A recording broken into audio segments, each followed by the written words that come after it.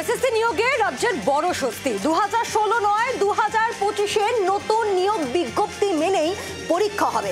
এসএসসির বিজ্ঞপ্তিতে হস্তক্ষেপ করবে না আদালত, জানিয়ে দিল কলকাতা হাইকোর্টের ডিভিশন বেঞ্চ। যদিও আগের নির্দেশ অনুযায়ী অযোগ্যরা, চিহ্নিত অযোগ্যরা তারা নিয়োগ প্রক্রিয়ায় বসতে পারবেন না। একের পর এক ধাক্কার পর এবার কিছুটা স্বস্তি রাজ্যের। এসএসসির নতুন বিজ্ঞপ্তিতে হস্তক্ষেপ করল না কলকাতা হাইকোর্ট।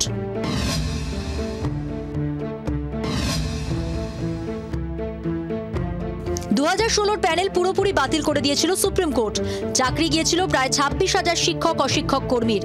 শীর্ষ আদালতের নির্দেশেই 2016 সালের চাকরিহারাদের নিয়োগ পরীক্ষার নতুন বিধি প্রকাশ করে এসএসসি। কিন্তু তা নিয়ে একাধিক মামলা দায়ের করা হয় হাইকোর্টে। মামলাকারীদের দাবি ছিল 2025 সালের নিয়োগ বিধি 2016 সালের মতোই করতে হবে।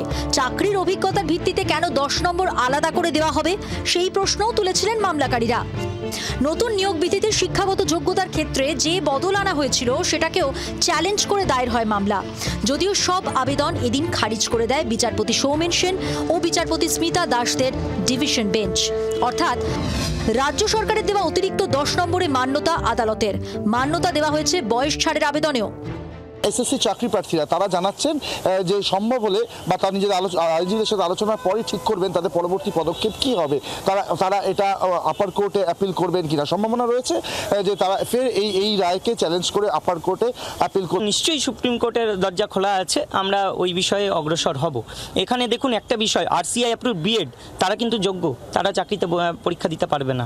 আবার যাদের ভ্যাকেন্সিগুলোই থাকলো না, নতুন রোস্টার অনুযায়ী যে ভ্যাকেন্সিতেই 31শে ডিসেম্বর অবধি চাকরি করছে সেই ভ্যাকেন্সিগুলোই মানে অ্যাবলিশ হয়ে গেছে, তারা কি তাহলে মানে ঘরে বসে থাকবে? এটাই কি রাজ্য সরকার চাইছে? হাইকোর্টের ডিভিশন বেঞ্চের রায়ের পর নতুন বিজ্ঞপ্তি অনুযায়ী নিয়োগ প্রক্রিয়া চালিয়ে যেতে এসএসসির আর কোনো অসুবিধে থাকলো না। বহাল থাকছে স্কুল সার্ভিস কমিশনের 30শে মের বিজ্ঞপ্তি। যদিও আগের নির্দেশ অনুযায়ী চিহ্নিত অযোগ্যরা এই নিয়োগ প্রক্রিয়ায় অংশগ্রহণ করতে পারবেন না। রাজ্যের হয়ে সওয়াল করেন অ্যাডভোকেট জেনারেল কিশোর দত্ত। এসএসসির তরফে ছিলেন আইনজীবী কল্যাণ বন্দ্যোপাধ্যায়। তার দাবি, এসএসসি মামলায় বড়সড় জয় পেল রাজ্য সরকার। অর্কদীপ্ত মুখোপাধ্যায়ের রিপোর্ট, জি 24 ঘন্টা। বাংলার আওয়াজ, বাঙালির আবেগ, জি 24 ঘন্টা।